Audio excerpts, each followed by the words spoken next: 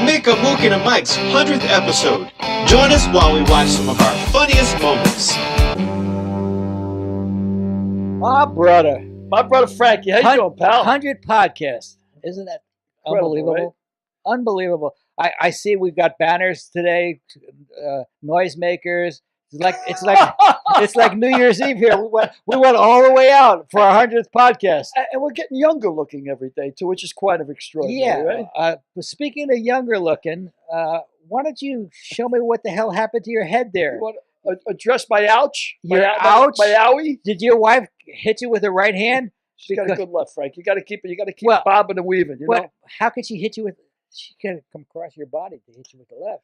It's the doctors, Frank. I'm on a vendetta against doctors. I go to this guy, Bernard. Theophrastus? I don't want to give his last name. By the way, the myth behind all of this, Mr. Derek Harris. The man, the myth, Mr. Derek Harris. He stumbles, he tumbles, he walks through walls, he crawls on his belly like a reptile. He's the best, I tell you. Yeah, so Bernard. And he's of the right persuasion, I guess. He's an anteater. He's a helmet. He's not an anteater. He's a helmet. Anyway, I go to Bernard, who's a great, supposed to be dermatologist, right? Mm-hmm. And I'm telling you, Frank, I go there every month, and the guy takes that can of free shit and bing, bing, bing, bing, and he's all over my body. And you got these primarily because of your 9/11 experience, right? And being Irish, I guess the Irish skin. You know, it's getting burnt when you were a kid. Shit, nobody knew nothing about sunblock back then. And if we did know about it, nobody could afford it. Nobody was using it. Nobody gave a shit. Nobody gave a shit.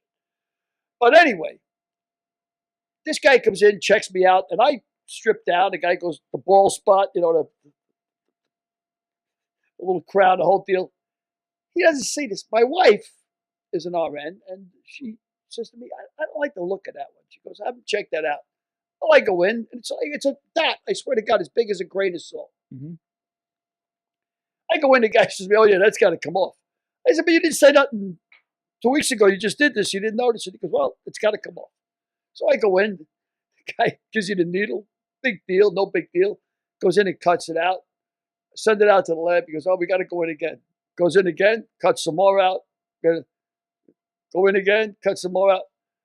By the time it gets done, I got good 15, 16 stitches here, and it's really close to my eye. So I got to take my wife. That should be Pinocchio. Why don't you tell us the derivation of Pinocchio? We had a guy in the neighborhood. He owned a candy store, right? You know, the papers, egg creams, candy, cigarettes. And he had one eye, so he was an Italian guy, but he called him Pinocchio. That was like, I'm going down to Pinocchio's, one eye. Was it one eye? One eye, Pinocchio. Well, Pinocchio, one eye. And I would be Pinocchio. And of course, you were going to replace me last week with the best looking thing that ever hit on stage. So, why don't we look about a clip about our longevity? Derek's got a clip on our longevity. 100 episodes. How long are you going to live? Let's take a look at that clip, Derek. What's it going to take? I don't know, but I hope I see it in my lifetime, and I'm expecting to live 20 more years. So, well, good luck with that. I don't. In that case, I'll tell you what you do. I don't have. Run me 20 grand and I'll give you back $1,000 a year. Pretty funny. I'm just trying to hedge my bets. Pretty funny. But what if you die after 3 years? You're going to leave owing me $17,000. Hey, better I owe it to you than cheat you out of it. You know what I mean? That's a new way of cheating me out of it. Oh, you're a beauty. We had a lot of fun, though. This has been a great ride. We had a lot of fun. I mean, well, we're still having fun. What are you talking about in the past tense for? You're a fucking moron. What are you talking about in the past tense for? We had a lot of fun. Of course, we're having a lot of fun. Think I would put up with you every week if we didn't have a lot of fun? Hey, look at the people that I'm getting to meet. I don't know. You knew these people already, but what? 2 Pulitzer Prize winners and 2 baseball stars and astronauts. Yeah, it's been a heck of a ride, hasn't it? Maybe we should have my accountant on, Frank. My accountant. Well, why don't we go back to the first time, how it all started? Derek, you got a couple of promos that we did? Yeah. Ace here with Billy O'Connor. We're the hosts of A Mick, a Mook, and a Mike. Well, I have to admit it. I've done it. I've shot all over the world and on the stages of Warner Brothers, Paramount, and Disney. I worked with some of the most beautiful women in the world. Here I am, ending my 40-year show business career, shooting in the basement of my house with an effing idiot. I am so proud. Well, that was a bit of a buzz. We were having a moment there. Oh, that's crazy. And that's an idiot. And you could have said it right out loud. You could have said it. Yeah. You're fucking Egypt. If he's a fucking Egypt. Well, you know what? That reminds me of something Leslie Visser said. I was lamenting on what my career has come to. Why don't we check and see what Leslie Visser said about her career when she was on A Mick, a Mook, and a Mike? Hey, there she is, Leslie Visser. Leslie Visser, how are you? Well, I'm not sure. Is this what my career has come to? That's what Frank said when he met me. That's exactly what I said when I met Billy. Is this what my career has come to? Well, Leslie, I'm Billy O'Connor. And that's Derek Harris, right? Yeah, it's Harris today. Actually, I got to ask you a question right off the bat. My full name is William Patrick Michael O'Connor, and I was born in County Cork, Ireland. And when I read your terrific book, sometimes you have to cross when it says don't walk. One of the pictures in there is you and Art Rooney in Ireland. And my question to you is, do you still know all the lyrics to Four Green Fields? No, but I love By the Fields of Athenry. Can you sing that? Oh, that's a great song. Can you By a lonely prison wall, I heard a young... Everybody's supposed to join My in. voice is terrible. Hey, is this where my career has come to? You can't sing any Irish songs, you're out. Yeah, but my mom was from County Cork. We're the Rebel City. Did you know that? That's where I was born, the Rebel City, up Cork. And that was Leslie Visser. She was a delightful Where guest. our career has come, but Leslie was a terrific guest. Yeah, she was a really Hall of great Fame, guest. Hall of Fame sportscaster. And we started bantering about Dorothy Parker, and she had all the Dorothy Parker quotes, and the Lady Astor quotes with Churchill. She was a really good guest. Yeah. It's easy to see why she was such a groundbreaking journalist on television. I mean, the first woman on NFL, doing the NFL, right? Yep, for sure. Terrific. For sure. She was a terrific guest. So another of our promos, Derek, do you have another of our promos that you can shoot before we were gearing up? We were doing these promos to help build the many, many thousands and thousands of viewers we've established today. Our diehard fans, the ones that send in the subscriptions. Yeah, this was one of Bookie of the Year on Billy's. Billy, you're a former bookie, right?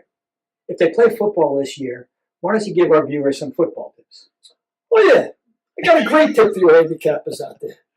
Put your 20s in one pocket and your 50s in the other. This way, you don't get confused when you're paying your bookie. My bookmaking partner, Blinky, was so tired of losing every week, Frank. He called one of those handicap services for $500, right? They're offering a bet of the century. He says to me, they only offer it once a year. I says, bet of the century? Once a year? Doesn't that tell you something? Yeah, you can't win betting sports. Exactly. For more sparkling, Sparkling. 100 of them coming up.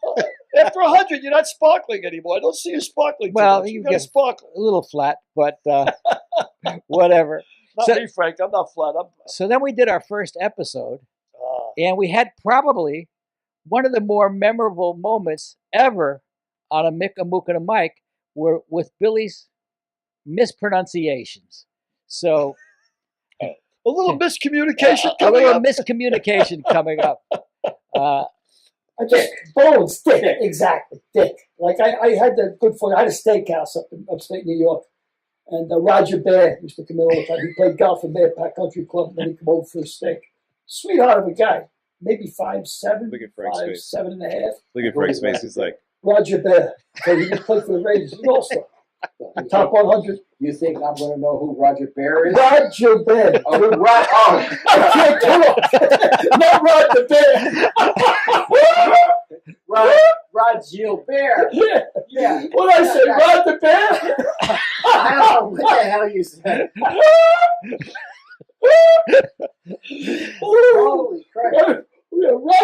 man. What? He's a hockey player. He was like a great player for the Rangers. Can we get captions to put underneath what the hell he's saying? I think you can punch that shit in at Netflix. You get Holy- Roger, I thought you were saying Roger I was Bear. surprised when I said Roger Bear. You didn't line up. You didn't say, "Oh yeah, I remember him." You were like, "Who the fuck is Rod the Number Bear?" 7 Yeah, for the Rangers. Who the hell is Rod the Bear? Rod, R-O-D, I don't speak French, yo. G-I-L-B-E. Do I look like I speak French? You don't look like you speak English. Hey, listen, I'm never good. Be nice to me. There's shit you get in trouble for that nowadays. You know what I mean? Right. So anyway, I shook hands with the guy, and it was like shit. Who'd you shake hands with? Rod the Bear. Oh, But it was like shaking a guy's hand with a canned ham, right? For more sparkling. That was a funny segment. Yeah, misunderstanding. Well, we communicate well. It doesn't go good at all. Yeah. We're much better off if we screw each other up. Unfortunately, Rod Gilbert passed away This year. this year, and the Rangers wore number 7 You on guys their killed him. on the sweaters, on the sweaters As a tribute to him. as a tribute to him because he was one of the all-time great Rangers. Yeah, I think, without a doubt, and one of the top 100 hockey players of all time. I mean, Absolutely. without a doubt. I mean, maybe top 10. Absolutely. Roger Bear. Well, he was a real nice guy, to a sweetheart of a guy. So I'm sorry to see that. I had a picture of him. They took, how tall he is. Like 4 or 5 inches taller. But again, tick. He's tick, Frank. He's tick. tick. He's tick. Tick. He's tick. So that was our first episode. Was a little different studio than it is today. So that got us ready to have our first guest in. Billy Van Zandt, terrific screenwriter, brother of Playwright. Stephen, playwright. Steven's brother. Yeah. He wrote a number of TV shows that I worked on. He was very nice to me, hired me several times. And why don't we try to look at his opening? Because I didn't think you were ever going to let him speak. But why don't we look at the verbose Billy O'Connor? Oh. Say a few thousand adjectives, Billy. Billy Van Zandt. Billy Van Zandt, a prolific playwright, producer, author. Why are you introducing? This is Billy's new book. I read it twice. Getting to College Jane, Adventures in TV Wasteland. And when I found it, Can you let him say hello? I will. I'm going to give him the lead now. Can you let him say I'll hello? give him the lead now. I say, I'm about to let him in now. holy Jesus! I'm exhausted already. All right, look, I'm going to shut up and let Billy talk. But I was going to give him a lead, but no worries. Yeah. So now I have nothing to say. I have nothing to say. Thank you for having me, guys. What else? He's exhausted already. He's exhausted already. You know what? When I was in journalism school at UF at that late age, the first interview I went on, you tape it. So I taped the interview and I asked the guy a question, then I'd answer his question that I asked him. And I got back, I had about 10 seconds of dialogue from him and about 20 minutes of me. Yeah. Well, we've been really fortunate. We've had some great guests. We've had Rod Carew. We've had David Scott, astronaut who walked on the moon. Amazing, right? We've had Mary McNamara, Pulitzer Prize winner. John Philo. Pulitzer Prize Pulitzer winner, Prize winner. took that famous Kent State photo. We've had Kenny Anderson of the Cincinnati Bengals. We've had Brett Butler, Artist Gilmore. Brett Butler, Artist Jim Gilmore. Maloney. What a great Jim- interview. I love that interview, Jim Maloney. What's your favorite part of the Jim Maloney interview? When he gets down and tells you the truth, like the grease. He says, when I needed it, second and third, one out, I'd go to the hat and get a little grease, Did you ever knock anybody down? I beamed them. I aimed it, I was great. And then the anecdote about Johnny Bench that Maloney said when he went for the grease. Oh, And Bench says, I can catch anything that's thrown. well, why don't we try to roll that spot in right now? Oh yeah, Jim Maloney. I thought Maloney. Let me ask you a question, Jim, because it's driving me crazy. You talk about Gibson, and you're obviously a highly competitive guy. You can't have 30 shutouts, 3 no-hitters, and 5 one-hitters unless you're pretty damn competitive. But did you ever throw in a guy's head when you were? Well, Because you're an affable guy. You know, you don't strike me as Yeah. No, that was that's not really the right thing to do. As hard as I threw, and when I first started, guys never even wore helmets. You know, I mean, they wore a little leather thing in their hat that went around the edge, and I think helmets came in about like 1964 or 5, somewhere like that. And but I've thrown at guys. I mean, Roy Seaver hit a grand slammer off me in Connie Mack Stadium, and the next year in spring training in Clearwater, Florida, with the Phillies. You know, I was pretty cocky, and in those days, and I said, "Well, I'll just let him know I'm out there," and I hit him in the ribs and broke 2 ribs. Whoa! He missed the first 2 months of the season, and then 2 months later, or 2 years later, 1965, who does the Cincinnati Reds hire as the coach? Roy Seaver. So I told him I was sorry. I'd like to ask the same question of Bob Gibson if he ever threw in somebody's head. I better get a different answer. That Gibson, you better not look at him. These guys, the way they throw that bat up in the air and they look at the ball, they wouldn't survive. They wouldn't survive. Drysdale, those guys, Bob Veal, they wouldn't. You know, showing the pitcher up like that. You know, it's a whole different game today. It's like the way these guys fraternize and kiss each other while the game's going on and everything. It's like a Sunday beer league to me. Really. Unbelievable. We've had a lot of unbelievable moments. Yeah, so many comics, so many friends of mine. Paul Verzi, Chris Cope, and Danielle. Danielle Fishel, great guest, and her husband too. Daniel Fisher, Topanga. Topanga, Yeah. Terrific guest. But you talk about Chris Cope. That brings to mind another memorable moment we've had with Chris Cope. Derek, can you roll that? So when did you realize you were really funny? Let me see. I was born March 5th, 1984. Can you ask the housekeeper to move, please? It's my girlfriend, you motherfucker. She made me breakfast. No one speak ill of this woman. I love her. Can you recite her menu? Give us the whole menu. That was great. That was terrific. Send your cleaning lady. Just what you want to hear when your wife's in the background. Yeah. Was it his wife? No, it it's was his his girlfriend. His Yeah, girlfriend, I said put a ring on it. Yeah, then you said put a ring on it. He said, Frank, you back it up. I can't hear you anymore. I can't hear you. That's funny. Yeah, that was good stuff. And Cope is always funny. And we had a couple of people that didn't really know who they were talking to. They knew me. Yeah, well, one of them, Pepe Castro, knew you. Derek, why don't you roll in Pepe? Pepe from the Blues Magoos. Yeah, for that one. I guess. Yeah, Andy. I guess that Pepe has been one of those guys that's just found his way to a career. You know, a lot of guys burned out. But Pepe, he went from Blues Magoos to Broadway to jingle writer to Broadway composer. I give you the greatest amount of credit in the world. Oh, thank you, man. No, I've got both the Cher, the Kip, Diana Ross.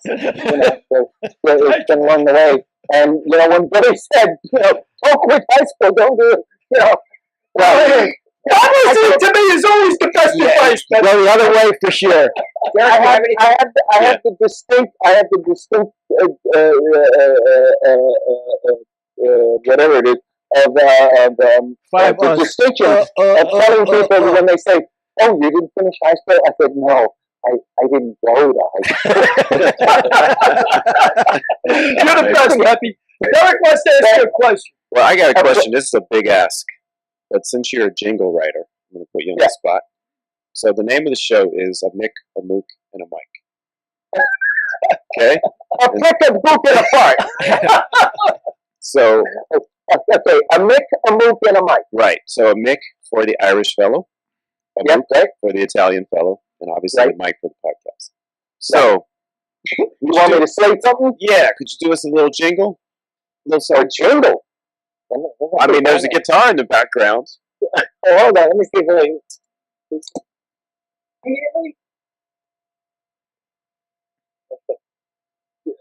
Who knows if this thing's even tuned? Yeah, I do have a guitar in the background. Two of the trade, right? And ears. Did we hear that? Yes.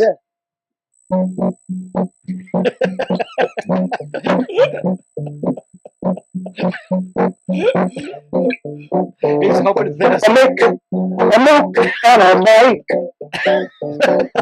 Whoever thought they'd be right for each other. A Mick and a Mook and a Mike. Obviously, the dead end of his career as well. I haven't a clue, but let's see. Mick and Mook and a Mike. Come on, come up with another line. Don't know which one I like. Go talk your head off into the night. That's great. Awesome. That's great stuff. Thanks so much. Boy, another highlight of his career, right? we launched him forward. Yeah, well, he's not the only one that didn't know who he was talking to, because like he had to put down Frank is Mike today. But let me talk to you about J.T. Harding, a good friend of mine. That was hilarious. My friend, my late friend, Jay Thomas. Jay Thomas. Yeah. Here's a picture of Jay. His son, J.T. Harding, is a very famous songwriter. And he's written a book called The Party Like a Rock Star. And we brought him on the episode one day, and we were surprised by what he said. Well, especially you. You're one of his fondest, dearest friends. So, Derek, can you roll? Like a Rock Star, which was about to be published. It was released yesterday. It was. And you may not know my name, but I've written #1 songs for Blake Shelton, Kenny Chesney, Keith Urban. I also wrote a song because you make me smile like the sun, fall out of bed. But here's the twist, everybody. I am the true story. I'm the illegitimate son of the late, great Jay Thomas, and that's how I know Joe. Yes, my birth certificate is an apology from a condom company. It's hanging in my house next to my 3 dozen gold records, and I'm glad to be here. 3 dozen gold! Nice! By the way, who's Joe? Joe Kakachi. Yeah, well, where is Joe? He's not here. Oh, I got the wrong name? It happens in a coat, pal. It's a small fault in a good man. Don't worry about it. You're doing fine. Yeah, that's pretty funny. Really, you really think this is Joe Kakachi's podcast? No. Great pace. That's okay, brother. It's all good. Oh, my Lord. You got to sober up your tailor. I tell you the truth. You got to sober that guy. That's pretty funny. Oh, that was funny, Pretty Joe. fucking Well, funny. I'll tell you, Joe. I'll tell you, Joe. And he was calm that day. Yeah, he's He's me on steroids. He's up. he is you on steroids for sure. Yeah, he's up. But we've had some. He's got to start breaking the medication in half. He can't be taking it. Every now and then you got to adjust, Well, I mean, why don't you tell me why don't you tell me a drinking story? I'll tell you a drinking story. I don't know if I ever told it before, especially on the air, but I tell you the kind of drunk I was. And if I did tell you the beginning of the story, I got to finish it up with a punchline, because I went to a reunion. I hadn't seen guys in like 20 years, right? There was like 6 guys at the reunion, and they were all talking about, somebody had mentioned, what's the most fucked up that you've ever been? Like the most fucked up you've ever been. And I'm listening to the 6 guys tell their stories. And it dawned on me after about the 4th story that I was in every story, right? That they were talking about the most screwed up they've ever been. Well, not only did I not remember the night that they were talking about, it got to the 6 guys, and it was 2 of the guys I didn't remember then. And they were talking about how they remember me for being the most screwed up they've ever been. Yeah, I was bad. When I was drinking, I'd go off on 4 or 5 day benders. Just, of course, you use the other stuff to stay awake. Yeah. Well, now you're clean and sober, and it's good for us. But you're not totally clean. And Well, I smoke a little babano once in a while. yeah, a well, little bit of the devil's lettuce, just to. let's look at Kenny Anderson. An episode we had Kenny Anderson on, who was the Super Bowl quarterback for the Cincinnati Great Bengals, quarterback. and you were snowed in in your mountain enclave. And let's see what you're doing while Kenny's talking, and you're supposed to be paying attention. We don't want to give the connotation that snowed in has anything to do with the snow. Yeah. So watch Billy in this clip. And the Vice President Ford was there, after he was out of office, and Otto was there. And so I got to know him very well over the years. And he came up to me and said, "Ken, we always had a Mexican guard system." And so did Otto. And he said, "If you ever, the guard comes in, you just don't like the play, you're going to call one on your own." Vaping. Billy, you're fucking I got to explain to the audience. We tell Billy in that kind of scenario that he's always on camera. Because we split screen and we cannot take the other person off the camera. But invariably, Billy forgets, and he's got his wife walking through the scene, his wife talking to him vaping, him scratching his ass. Could be worse. I could be rolling up a joint or rolling up a bill to do something. Well, them days are gone, Frank.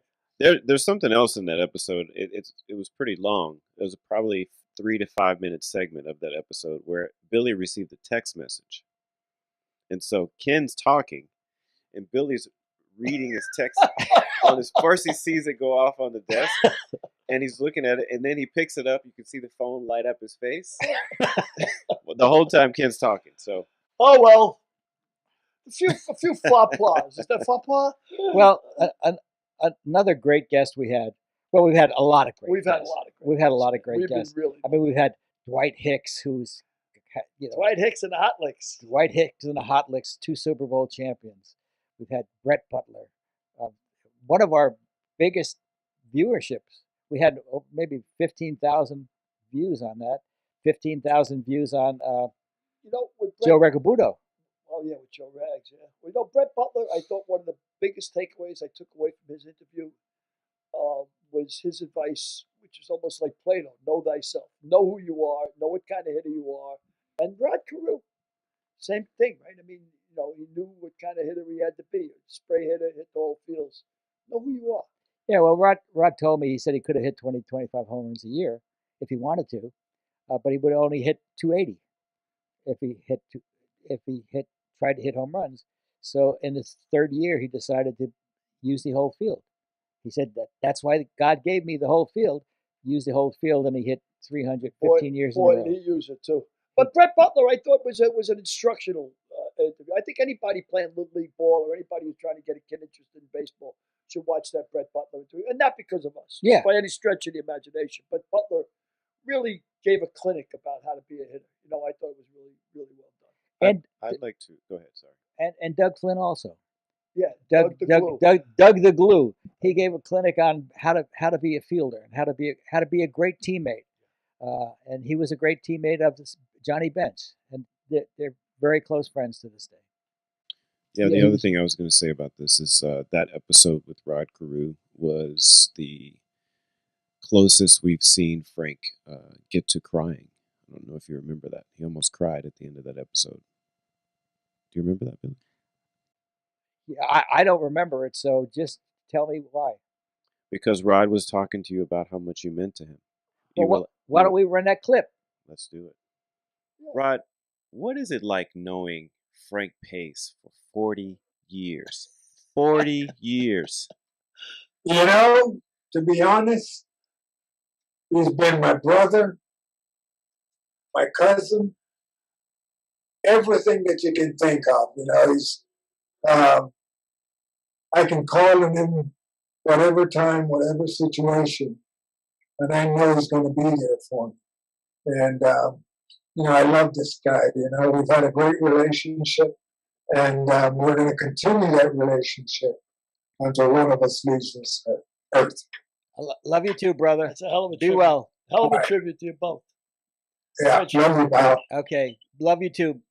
Don't make him cry, Rod. Thanks. Okay, I told you I'm sensitive. I told you I'm sensitive.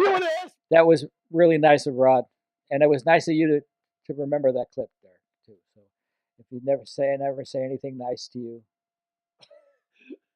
And I thought you see Frank cry all the time. I don't know. he's still waiting. Thank you for that.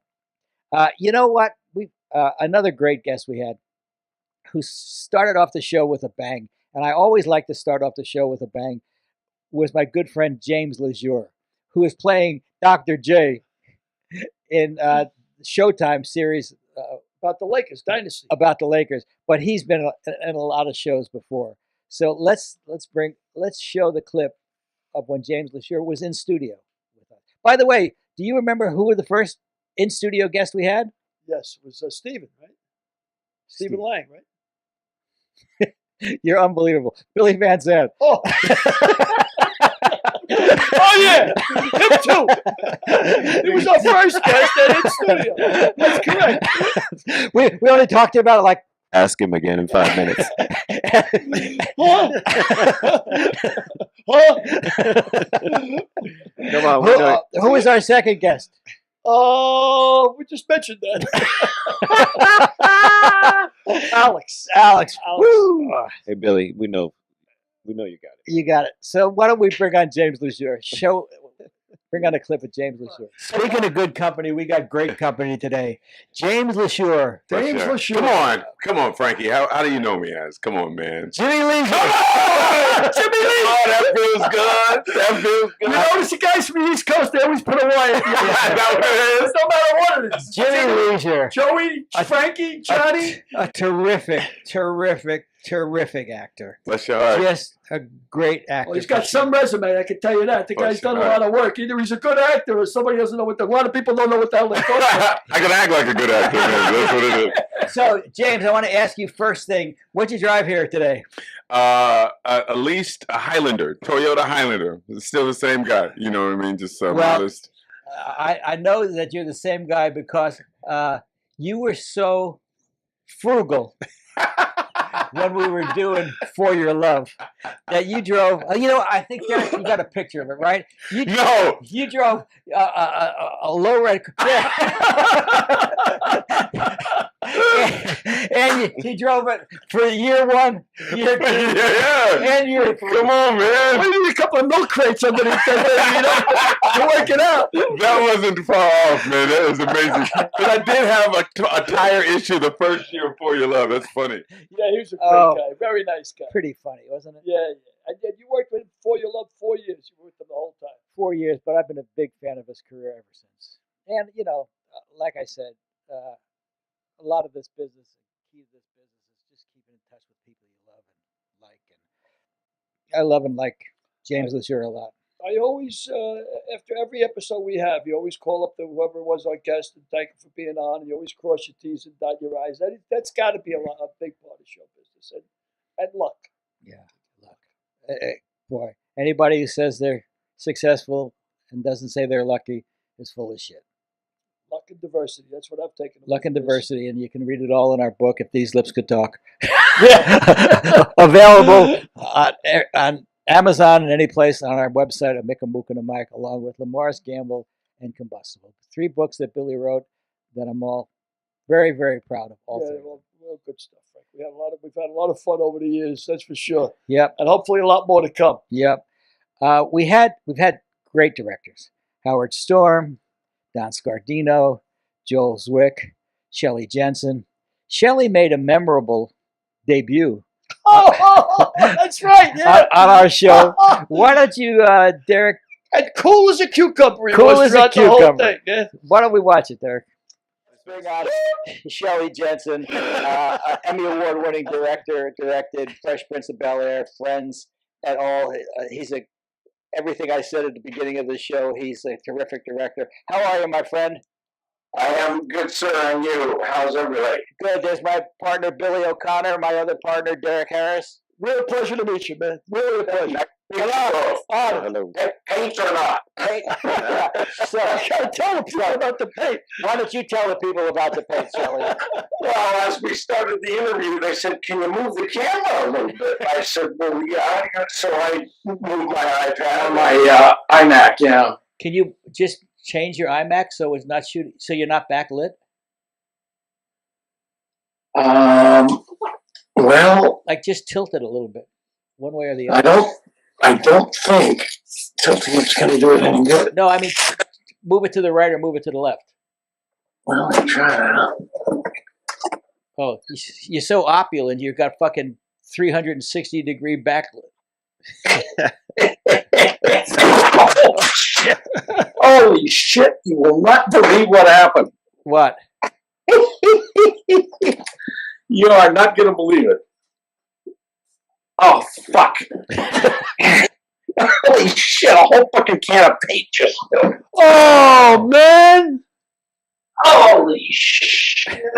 Can of paint. I don't even want to. I had the fucking thing on a can of paint. Oh, shit. I knocked it all the fuck over. I love it. That's if I don't electrocute myself. Okay. It'll be fine. I hope you like the blown out background. Yeah. Oh, man. Oh, Jesus. Well, no, that doesn't work at all. It was on 4 cans of paint in my master bedroom. And dumped all over my master bedroom. So Derek's got a picture of that. We'll put it up. He doesn't have a picture of that, but he'll have a picture of it in post. Yeah, I wanted to paint the room anyway, so it's fine. That's pretty funny. Cool as a cucumber. Like, you know, Cool as- there's no way I would have did that interview if that happened to me. I would have said, I got a problem. I got to, you know. I would have told us to fuck off. I said, I don't care. I don't give a shit about your podcast. I gotta go. I got paint on the floor. I got paint all over my master bedroom. If I had a master bedroom. So we've had a lot of people.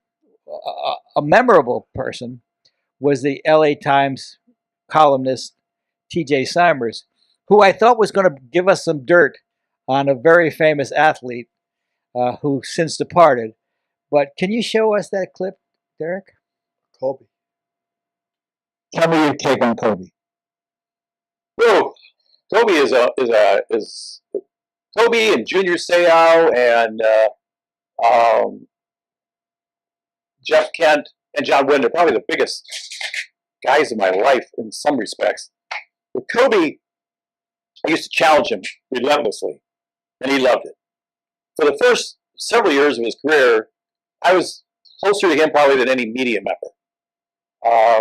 But then things turned because you had to be in his club.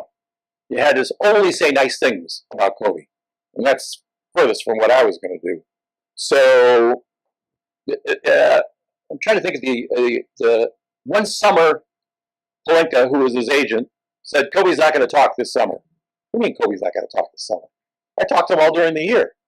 You don't all of a sudden say, I'm not going to talk. And so he said, well, I'll go check with him. Comes back, he said, no, he's not going to talk. I said, then you go tell him F you. So when the season started, I turned my back on him every time he gave an interview. Real mature. So he would be in his locker talking to everybody, and I would turn my back.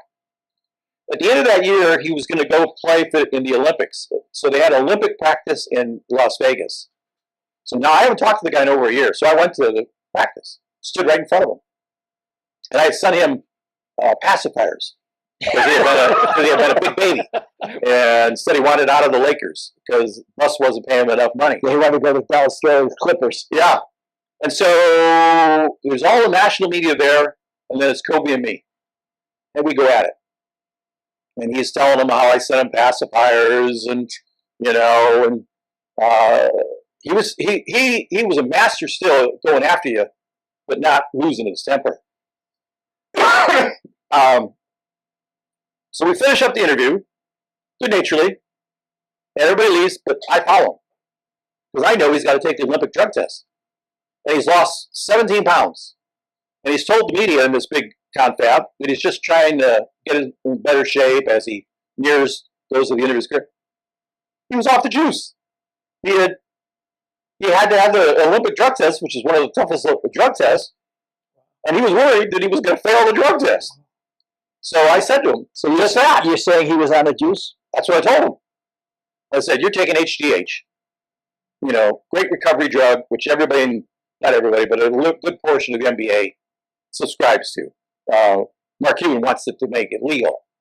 Kobe wouldn't admit it, the hell are you talking about, and I confronted him on it. And from that point on, we got along great. Because I think Kobe understood if you're going to go head to head with somebody, you respect them. If you're going to be a weasel and try and cut the corners or whatever. So we had wonderful run-ins where his back might be turned and I would say something to him and he'd turn around and see who was asking the question. He'd see it was me and then he'd start smiling and it was okay.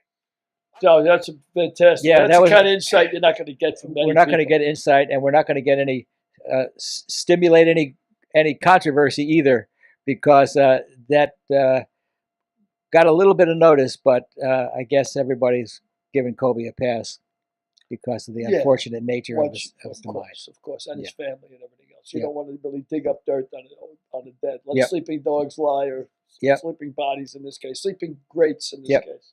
Sleeping greats. And then we've had Charlie Steiner on. We've had Laurel and Wendy Prieb on. We've had Fred Clare, the general manager of the Dodgers, who told a great story about Jackie Robinson. And we've been blessed to have some pretty swell people. Pretty swell Oh people. yeah, without a doubt. I mean, just and Tony O. Don't forget Tony O. Tony O's the best. The stories about Sinatra. I mean, 40, 50 years with Sinatra. How long? Well, I don't think he was 40, 50 years. I think he was 20, 25 years. But he was with Sinatra when he died, when he passed away. 25 years with Sinatra. And he tells a story about how he got the pinky ring that Frank gave him right before he passed away. And it's Tony O is a great fellow. A great friend. A terrific And entertainer. he's been one of the few people that have been on the show twice. And a great raconteur. I mean, he tells stories about humanizing Sinatra, about the way he was when he'd go into a small town and just pick out a needy person and say, deliver the money, Duke him. Duke him. Yeah, Duke him. When a Duke when a Duke meant meant the right something, thing. Yeah, that's right. Duke him. a Duke with 100. Yeah, a terrific, a lot of integrity too with Tony O. Just a class act. He's a Dago. He's a Dago, yeah, but He's an old school Dago. He finished with the mandolin. Finished with the mandolin. Played- and a musician of his own right, a really good musician. Yeah, who gave up his career to go road manage Frank Sinatra, and then he ultimately was Don Rickles' road manager also, and that's when I first got to know him, when he managed Don Rickles. Hey, Derek, why don't you show that clip of Tony O with Sinatra and Don Rickles at Daddy Dearest? Could you do that? Okay, Frank, we're finished. This is Mr. Sinatra. You might have seen him. Hi, I'm Howard Stone. Saw you last night. You were wonderful. Richard Lewis. Where's Richard? Richard? I'm rehearsing my line. You wore a tie for this bit? No, it has nothing to do with you, Frank. This is you're not even in this. You're just going to stand on the side. shit. I'm just going to throw the camera on you and hope to God that people remember who you are. Okay, Howard, tell him what you told me you were going to tell him. change for another shot. No, Frank, you look perfect. You can wait, stay in your underwear. We don't care. Well, okay, you're right here. Yeah. You do your line to the tuba, walk into the shot, it becomes a 3-shot. You get a single again, you do your line, and then turn and we'll just walk out. Okay. Okay? We have a cue card Let's here. walk through it a little bit. Yeah, let's walk it. Okay, here we go. This is rehearsal. Stay away from my wife. Yeah. Okay. Okay. Rehearsal. Stand by. Can you see these two? Yes, I can. Okay. And background. Hey, now that's an attractive woman. No, not again. It can't hurt to talk to her. Hey, meathead. You better stay away from my wife.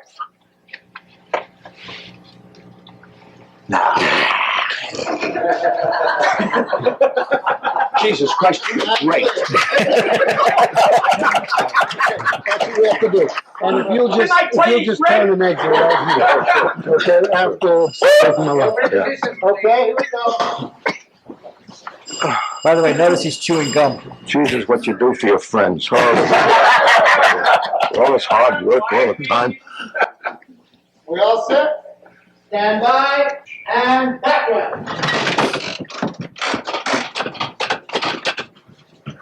Hey, now that's an attractive woman. No, not again. It can't hurt to talk to her.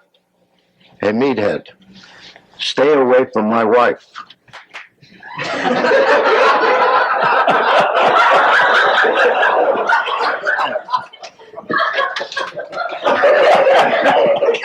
And clear.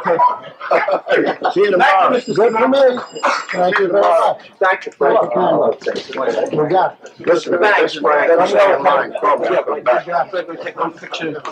No. Tom, where's Richard? No, we can't take it. Richard, where are you? He has got a bullet head. Look at Get in the middle. Get in the middle, Frank. Take a picture. that. You know, I would have put my jacket on. No, you look great. Yes, sir. Okay. Right. Why not let us see my jacket? This will go in Atlanta at the prison.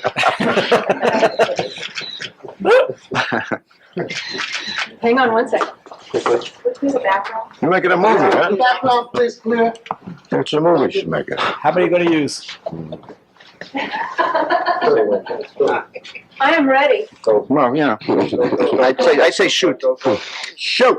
I got it. Thank you. Quiet. Thank you. Once again, Mr. Sinatra. Romeo will sneak into the shop shortly. You're good. We'll be looking at it when you come in. Down to the beach? You going to the beach? Okay, boss. You going to the beach now? I'm going to the beach now, yeah. Great. Enjoy. Give I'm on the beach, yeah. I love it. This way. Take care. I could play one of the machines, man. Yep. That was me. Yep. So that was our. That's a great clip. So, you know. I think it's a 4-minute clip. In and out. And save the slap for the take. It's to save the slap. Save the slap for the take. Yeah. You know, Frank, I'd probably give up my career to spend 40 years, 20 years with Sinatra too. And Rick was hilarious. Oh yeah, but what a break! I mean, not a break, but certainly an honor for you to work with Sinatra. Yeah. I mean, Well, just say, you know, that's a hell of a credit. Again, I owe it all to Steve Papazian, who was the former president of Warner Brothers, who gave me my break in my career, and I'm eternally grateful for Steve, Michael Elias, everybody who was, involved in the early years of my career. Steve, of course, has been involved throughout my career, but I mean, how Warner Brothers started out in the mailroom 50 years later. Incredible Horatio Alger story. Horatio Alger, indeed. We've been fortunate. We've had Susan Egan on. We've had Faith Ford on. We've had Hillary B. Smith on. Joey Ragabudo. Grant Shad, the old Murphy gang. 30 years I spent with those guys. Really, really terrific. Before we go, we had a fellow by the name of Bob Bergen on. the mere mention of his name brings Billy a smile to his eyes. So a smile to his face. So Derek, can you roll? Yeah, go ahead. Can you roll Bob Bergen? It's been a pleasure being on Mick, and I've had a great time with him. What's you guys' time? That's all.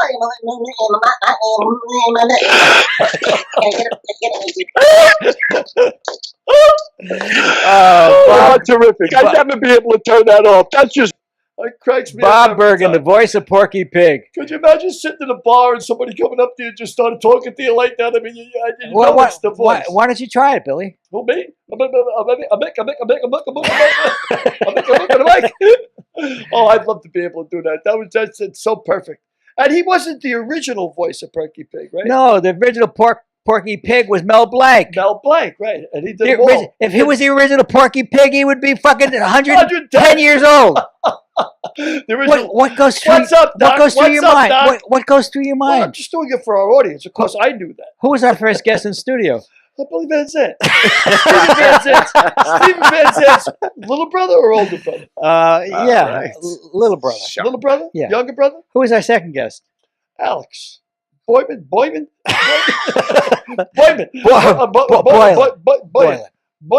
Boylan. You are incredible. Thank you. I resemble that remark. Thank you. I look forward to the next 100 podcasts, he says, tongue in cheek. Next 100 years, even more tongue in cheek. Well, I'll be here. Yeah, well, I won't be here 100 years. That's big of you to say.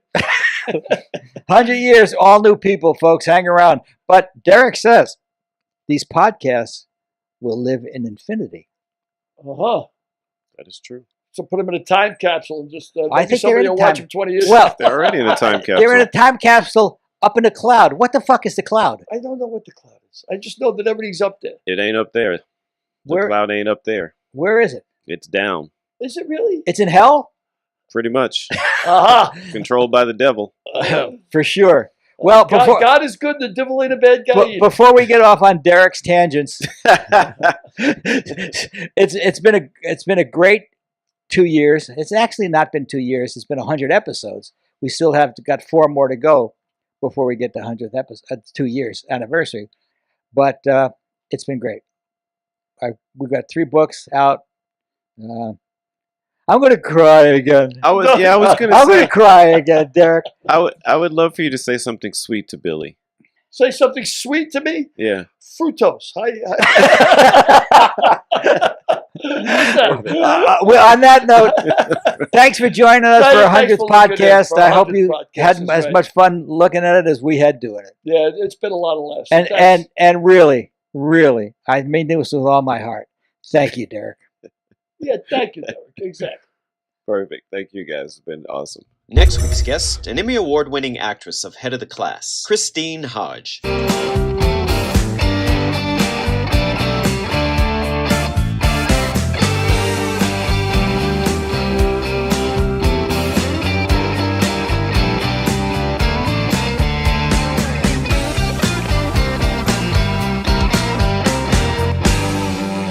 We'll see you next week.